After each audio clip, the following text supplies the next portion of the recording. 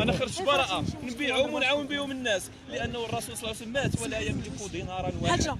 سيدنا الله ينصرو خدام، الداخليه خدامه الان، لله تنشوف الامر خدام، قضيه المخابرات خدامه ما شاء الله. حتى حنايا نكونوا في جنب الحكومه ونزيدوا بلادنا القدام، وهذه تجربه. والانسان اللي تيكون مناضل ووطني وما دوش الحبس راه ما تيسماش وطني.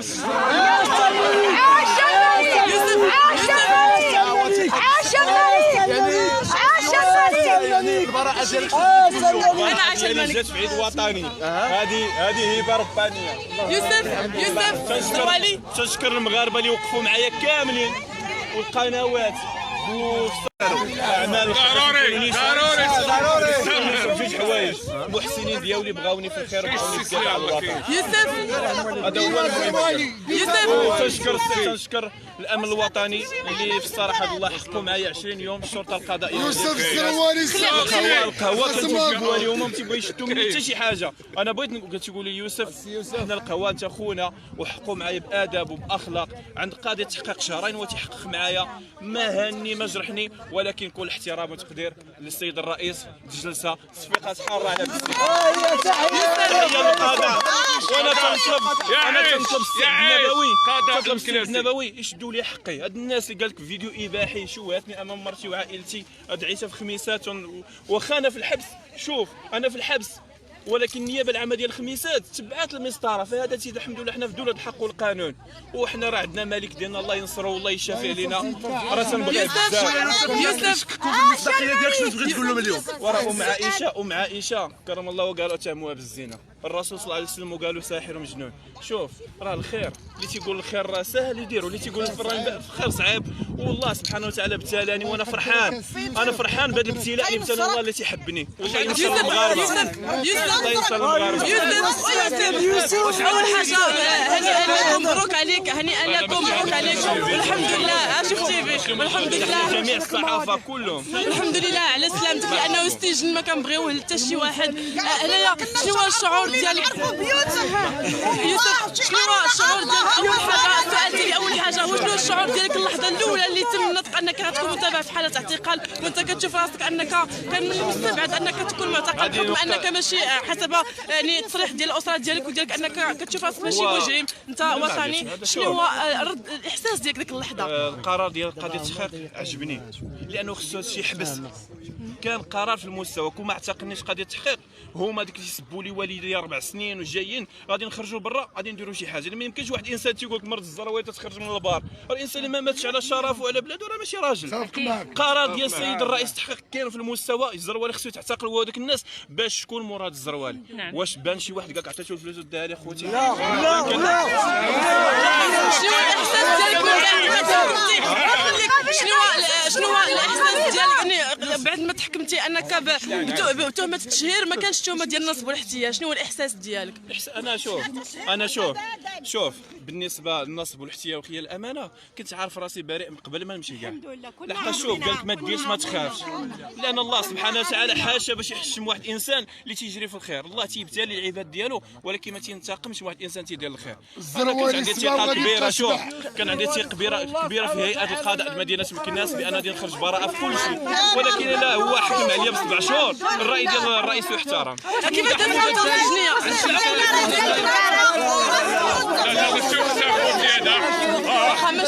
دابا كيفاش دوز يوسف الزروالي اليوتيوبر الشهير، كيفاش دوز الفتره السجنيه؟ كيفاش تعاملوا معك السجناء؟ كيفاش تعاملوا معك الموظفين؟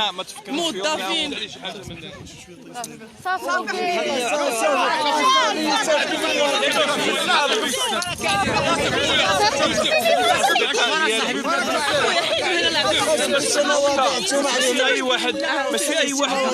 واحد في الحبس راه مجرم.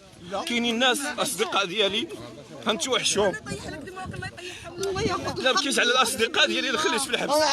ناس راه ماشي اي واحد دخل الحبس راه مجرم، كاين مساكين اللي قدر عليه الله، كاين اللي انسان طيب الله يطلق سراحهم. يا ريت كون يخرجوا معايا، ولكن الغالب الله سبحانه وتعالى.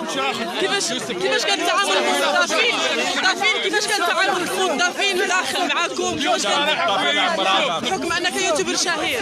لا عمر هذا كاين شي موضوع نسافر اليوم. نهار وشو حتى عطيونا خونا يوسف شي شويه حتى حنا مشاهدي قناه شوف تي في كيف ما كتشوفوا معنا الان على المباشر بالجمهور يوسف الطروالي الحريه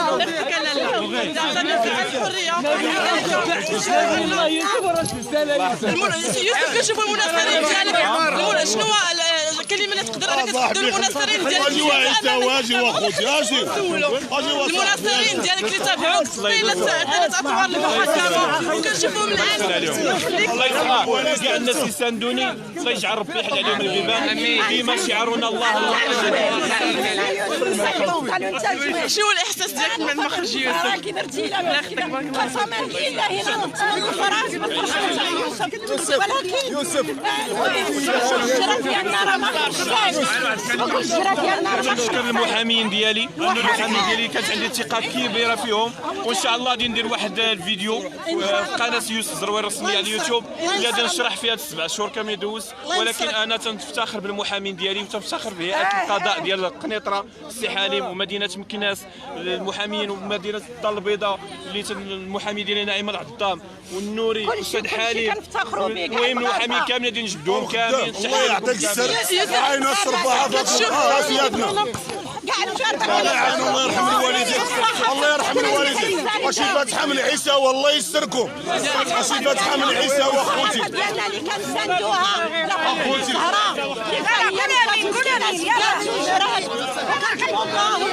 حنايا داكشي اللي كنا كنطلبوا ربي يوسف الزروالي راه بريء وها هو الحمد لله حتى افتخرنا وحتى كنا كنشوفوا كنجريو الحمد لله الجزائر وجهنا احمر وجهنا احمر لا الصحافه ولا الكبير ولا الصغير وها ربي انا غنرجع لك الحاجه الى المشاهدين قناه شوف تي في كنشوفوا اجواء من الاحتفالات هنا امام سجل بليسيدي امام سجل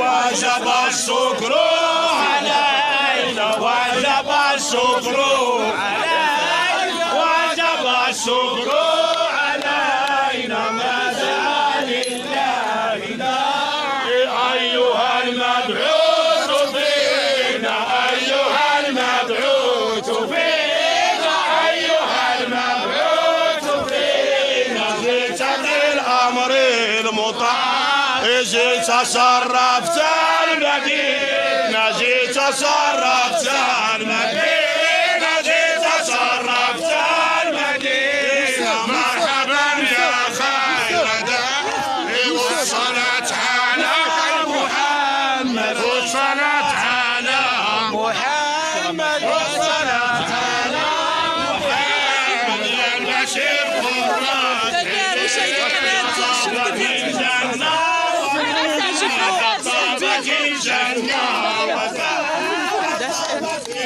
هنا أسرة يوسف الزروالي ومناصرين الزروالي اللي جاوا يتلقاوه من أمام السجن المحلي تلال هنا بمدينة مكناس فرحة وهستيريا بحضور المحامي الشهير نبيل يا البشير قرات عيني والحمد لله على سلامته الله يرحم الوالدين الله يشافي لنا سيدنا والله يخلي لنا بركه وتنشكر حنا العمراني مسكينه حنا كجمعيه ملكيه المغاربه في اوروبا حنا كجمعيه ملكيه المغاربه ما تنديروش تنديروا وقفات في اوروبا وهذه رساله ديال بوليزاريو عندكم الزرقيتوني في الحبس في اللحظه اللي الزروالي كنتي اللحظه اللي كان الاعتراف يعني اللحظه اللي قواتنا المسلحه الملكيه انتصرت مع برقرقرات لو كنتي شنو كنتي غادي ديروا كذلك الاعتراف الامريكي؟ انا تنطلب سيدنا وتنطلب الناس المسؤولين الجنرال يحطوني في الصفوف الاولى الموت على بلادي والله ومنيه ديالي الموت ندير الخير ولا الموت ندافع على بلادي رغم انك قضيتي هذه العقوبه السجنيه باقي روح المواطنه في قلبك باقي على مالك انا نقول لك وجدودنا اللي ماتوا في الصحراء وتقاتلوا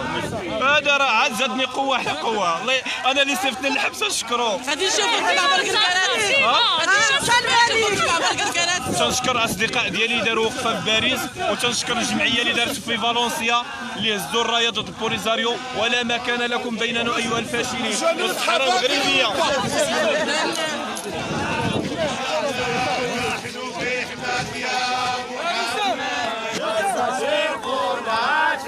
نحن في حماك يا محمد البشير خراج حلية طابت الجنة وفاحت في الصلاة على محمد طابت الجنة وفاحت في الصلاة على محمد أحمد هكذا تم استقبال يوسف الزروالي مشاهدي قناة الشوف تيفي بحضور المحامي نبيل النوري والأسرة ديالو والأصدقاء ديالو والأم والأب ديالو وكل محبي يوسف الزروالي وكل مناصر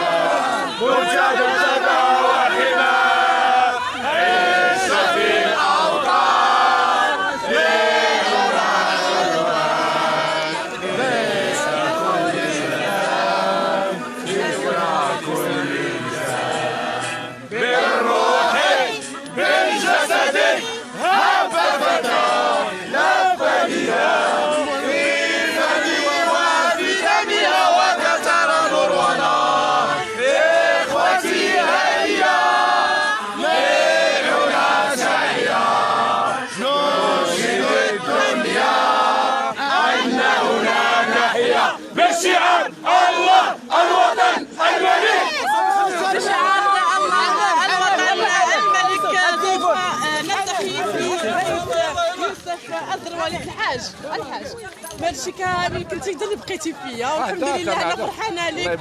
وشنو الاحساس ديالك من يخرج ولدك؟ فرحان. عندنا نهار كبير عندنا من يخرج يوسف والله كثر خير. يلا تبارك الله عليك سير. عندنا فرحانه بالجمال الحمد لله. إذا مشاهدي قناة شوف تيفي وحنا باقيين معكم من أمام السجن المحلي تولال. غادي ناخذوا كلمة من طرف محامي يوسف الزروالي. شنو الإحساس ديالكم والموكل ديالكم دابا الآن حر طليق؟ شنو اللي خلاكم تجيو عنده حتى السجن؟ يعني هضره منذ البداية لكم هذا صديق وليس بموكل كما قلت لكم شحال ديال الأخت فاطمة الزهراء. فكنشوفي بأن الأجواء دابا حاليا واحد الفرحة تغمرني الله أعلم هو اللي حاس بها. اليوم تتاكدوا بان بالفعل يوسف راه هو وطني. علاش؟ بانه علق الحريه ديالو في يوم ديال الفرحه ديال كافه المغاربه. صحيح. وبالتالي هذا إن دل على شيء فانما يدل على ان يوسف الزروالي هو وطني حتى النخاع. اليوم فرحه ماشي فقط ديالي وان فرحه ديال كافه المغاربه، سواء لا سيما الانصار ديالو من طنجه الى القويره، فكاملين فرحانين بالاعتناق ديال الحريه. وهذا ابتلاء من الله سبحانه وتعالى. وبالعكس كما شفتوا بان اذا كان يوسف الزروالي عنده الانصار بالمئات، اليوم اضحت الانصار بالالاف. فرب ابتلاء تكون فيه واحد النعمه، والحمد لله هو صبر على الابتلاء ديالو وخرج وما زال يردد الشعار الوطني، وما زال ياكد بانه عنده حب اكثر واكثر واكثر لا الملك ديالنا ولا الوطن ولا كافة المغاربة سواء. فهو كما قلت وطني. وهذا الناس اللي قاموا بالتزوير شنو تاخذ في حقهم بالنسبه نعم. الناس اللي داروا التزوير شي هذا الشيء دابا حاليا كيتناقش حنايا في واحد الفرحه. دابا تحاول تبان كتشوش عليا بان ندخلوا في شي موضوع واحد اخر. خليونا في الفرحه ديالنا. شكرا لك استاذ النوري محامي يوسف الزروالي اللي جا حتى هو كذلك الدور ديالو امام السجن المحلي تولال بالعاصمه الاسماعيليه باش يتلاقى الموكل ديالو اللي هو اولا قبل كل شيء فهو صديق ديالي. يعني تمشي معايا ماشي مشكل اللي هو الصديق ديالو. خليكم معنا مشاهدي قناه شوف تيفي غادي نتبعوهم عبر المباشر اللي غادي الان غادي تكون احتفالات في منزل يوسف الزروالي اللي الى حدود الساعه لا زال يؤكد على وطنيته وكيقول لو انه المسكينه هذه غادي نديك معايا انا نسلك الطوموبيل ما نمشيش. انا نسلك انت معايا. واش هو الاحساس ديالك انت دائما كتفرح؟ احنا فرحانين ما بقيتش نبركوا هكاك. تعال نمشيو فين هو؟ شوف اللي هزك ما بقيتيش نبركوا سميه على الطوموبيل. هنا مشاهدي قناه شوف تيفي كنشوفوا معنا هذه السيده اللي هي من ذوي الاحتياجات الخاصه اللي دائما كانت كتآزر يوسف الزروالي منذ يعني اول جلسات ديالو من الجلسه الاولى الى حدود الساعه. كنشوفوها مسكينه رغم البرد وان كنشوفوا يديها. هذه فرصه اننا نوجهوا رساله للمحسنين اللي بغى يقدم لها يد المساعده غادي نخلوه ذكرني برقم الهاتف ديالك بسرعه باش نكملوا. 25 55 75 88. اللي بغى يعاونها راه البرد وحنا يدينا برد وهازين غير التليفون، فما بالك على انها كاصل. حتى موبيل صافي داوها، ما نعرف داوها شاز.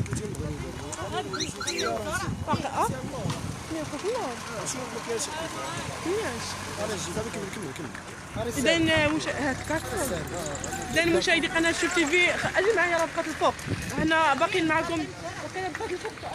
تحية شوف تي في. الله يحفظك. شنو الاحساس ديالك من بعد ما خرج يوسف الزروالي؟ تحية بعد الأخت شوف تي في، شكرا لكم جزيل الشكر للقناة ديالكم المتواضعة اللي كانت ديما سهرة في هذا الملف الأخ الزروالي. والحمد لله اليوم تنتواجدوا أمام السجن المحلي ديال تلال بمدينة مكناس. الحمد لله يوسف خرج بصحة جيدة، والحمد لله مازال عنده قدرة قوية من أجل الوساطة في الإحسان العمومي، وكذلك من أجل إنصار الفقراء والمساكين في هذه الدولة العظيمة. وتحية مرة ثانية للأخت شوف تي في على الالتماسة والالتفاتة ديالك الحمد لله لكل خطوة في ملف يوسف الزروالي، وكذلك في جميع الملفات. على الطريق ربما جيتي من فاس من إفران. شكرا الأخت بارك الله فيك. وتحية نضالية للأمن الوطني بمدينة مكناس، وبالخصوص السيد ولي الأمن التعليمات الجبارة اللي عطى لجميع الشرطيين من إجلاء الإنصار لهذا شكرا. اذا مشاهدي قناه شوف تي في، كنشوفوا انه كاين عدد كبير ديال السيارات اللي جاوا باش يازروا او لا باش يتلقاو يوسف الزروالي في هذه الاثناء. شنو الاحساس ديالكم بعد ما خرجتوا؟ ديالي صحيحه بارك الله فيك. الله يحفظكم. لكن الحمد لله طلقنا ربي السراح، اللهم لك الحمد. خرج براء الحمد لله ما حسناش الله سبحانه وتعالى. نتلاقاو للدار ديال يوسف الزروالي. اذا مشاهدي قناه شوف تي في، كيف ما كتشوفوا معنا هذه بين قوسين من المعاناه ديال ذوي الاحتياجات الخاصه. كنشوفوا ان السيده اللي جات ازر يوسف الزروالي ما لقاش اللي وصلها، تجيبها غتوجدوها معاكم انت. السيده اللي معاقه لا راها تما هي جايه، يعني السيده ذوي الاحتياجات الخاصه اللي جات ازر، جات تلاقى يوسف الزروالي بالفرحات عليها، ما لقاتش فاش تمشي. راح نحاول زيد نحاولوا اننا نشوفوا لها وسيله فين غتمشي. يعني هذا بين قوسين المعاناه ديال ذوي الاحتياجات في المغرب اللي كنتمنوا انها تكون لهم واحد الالتفاته. خليها تمشي ماشيه حنا ماشيين. عاونا عارف انت كتطلعي سميتك. اذا خليكم معنا مشاهدي قناه شوف تي في عبر المباشر. كيف كديري هذه صافي سيري قلت عاوني عافاك دغيا. خليكم معنا. عاوني بزاف جلستي ما عجبك الروطه. في دار يوسف صوتت معاه. اذا هنايا هذه بين قوسين مشاهدي قناه شوف تي في، كنشوفوا من بعد ما انه خرج يوسف الزروالي هذا السيده من ذوي الاحتياجات الخاصه اللي ما لقاتش وسيله نقل فاش غادي تجي، فكنتمنوا انها نتمنوا انها تكون التفاته في حق ذوي الاحتياجات الخاصه. فحاولنا اننا نرصدوا لكم المعاناه ديالهم بين قوسين. اذا خليكم معنا، غادي نمشيو الان لمنزل يوسف الزروالي. لا شوفي اختي كنديروا طويله معنا الدرب خلي السيده من ذوي الاحتياجات الخاصه والسيد يطلع معايا نكملوا الطريق دابا دغيا. زين بصراحه اختي خليك. اذا مشاهدي قناه شوف تي في خليكم معنا، غادي نتابعوا الان يعني غادي نتبعوا نمشيو للمنزل ديال يوسف الزروالي. دابا اختي صافي لا طاق الله. شنو هو الاحساس ديالك من بعد ما انتينا من مناصرين يوسف الزروالي وجيتي رغم انه كاين صعوبه في مسالك، يعني باش انك تلقاي من الخير ما كيتنسى بنيتي. من الخير ما كيتنسى. ما لقيتش الطاكسي، ما كنت غنجي بكري وما لقيتش الطاكسي اللي تجيبني. عاد هبطت للهديم، عاد من الهديم جابوني لهنايا. ودابا يعني لقيتي صعوبه باش انك تشدي الطاكسي، رغم ذلك كتجي. شنو اللي كيخليك انك تجي وانك تغامري بنفسك؟ مزيان وكيدير الخير وكل شيء. كيدير الخير وكل شيء. ديك النهار عاد لقاني انا وجاب لي كريطه ديال الضو ومسكين ندور معايا. كملي. وعطاني الفلوس باش نكون في ديك كورونا، باش نشري المواد الغذائيه وشريتها، وعطاني مسكين باش خلصت الضو وكل شيء. دابا الضو عالي من شهر 6 ما مخلصاه. معنا كملي الحديث ديالك، وحنايا غادي نشدوا الان طريق الدار ديال يوسف الزروالي اللي غادي تكون فيها احتفالات الان. يعني اكبر فرحه هي اليوم. انت براسك خليك معنا، انت براسك يعني قلتي لي انه كنقدم لك مساعده اللي هي كروسه، ولكن ما كتبش انه يكمل لك ربما الحجر ديالها، ياك لالا؟ والباتري ديالها وتعتقل. الميكرو الله يخليك. فهنايا اليوم يعني حنا كنشوفوا كاين البرد بزاف، وكيف ما قلتي انه ما كاينش يعني مسالك طرقيه، يعني البرد بزاف وما كاينش يعني وسائل النقل عفوا باش انك غتجي. رغم ذلك درتي مجهودات وجيتي حبا في يوسف الزروالي. هنا كنا كنسمعوا انكم كتشدوا الفلوس، واش بصح الهضره هذه؟ ما كاين غير الله، ما كنشدوا فلوس، ما كيعطيونا فلوس، ما كاين بنيتي غير الله، غير حبا في الله. هذاك اللي قالها ربي يقضي شتي قد ما كيدير الخير تيدخل في قلب بنادم. يعني ما كانت لا فلوس لا حتى شي حاجه. ما كانتش بنيتي ونحلف عليها في الصحاب، حتى حاجه ما كاينش بنيتي من هذا الشيء كامل. ما كاينش حنا واقفين شتي النهار هو الليل كامل ما نعساش، بقات فايقه حتى الصباح. يعني هادشي كله من الفرحه. ما نستناش انا اي نهار اللي تكون المحكمه ولا يكون هذا. انا كون كان الصيف ما كانش غنبات في يعني انا كنشوفوا حنايا عبر المباشر غير باش نهز التليفون كاينه واحد انخفاض في درجه الحراره اللي الصبعان ديالنا ما كاينش قادين نلقاو هز التليفونات. يعني صبعاننا كما كنقولوا ما بقيتش كنحس بهم، فما بالك انك انت عندك كروسه وكتدفعيها بيدك والبرد. لا حتى دابا ما كنقدرش نسرحهم. ها انت لا حول ولا قوة إلا بالله، لا حول ولا قوة إلا بالله. تنشكروك فاطمة زهرة، انت ما شاء الله عليك، انت من الله يرضي عليها. الله يرضي عليك، هي بحال بنتنا، الله يرضي عليها ويسهل عليها. الله يسهل عليك، هذا واجب. انت دايره اكثر من مجهود. الله يسهل عليك، هذا واجب. والله العظيم يا بنتي راه حنا تنشوفوا كل شيء، يعني اقسم بالله لا من الفجر وانا في الهديم. الفجر لا حول ولا قوة إلا بالله. والله العظيم الا من الفجر وانا في الهديم، ما عرفتش فين نجي للدار. بالله العلي لا حول ولا قوة إلا بالله. إذا هنا كنشوفوا مشاهدي قناة شوف تيفي، رغم كاين يعني رغم أن كاين العناء، رغم كاين مشاكل، كاين عراقيل، فحسب التصريح ديالهم الإنسان اللي كيدير فيك الخير خصك ترجع ليه الخير ديالو، رغم يعني أنك غادي يكلفك الكثير والكثير. هنا كنشوفوا أن السيدة من ذوي الاحتياجات الخاصة اللي ما قدرتش من ذوي الاحتياجات الخاصة اللي ما قدرتش اللي تخلى على اختي حنا جايين قطعي حنا جايين صافي صبات. يعني سيده مشاهدي قناه شوف تيفي من ذوي الاحتياجات الخاصه اللي ما قدرتش انها تبقى في المنزل ديالها، بغات تجي وتلاقى يوسف امام السجن المحلي تلال جوج اللي كنا فيه قبل قليل. وكيف ما شفتوا معنا على المباشر اللحظه اللي خرج فيها يوسف الزروالي كانت فرحه وهستيريا من طرف اسره يوسف الزروالي والاصدقاء ديالو والمناصرين ديالو والمحبين ديالو، وكذلك حتى كيف ما بين قوسين حتى الناس اللي عندهم معاهم الخصام او الاعداء ديالو، لان غادي يكونوا على الاقل غادي يكونوا فرحوا ليه، لان السجن ما نبغيوه حتى شي واحد.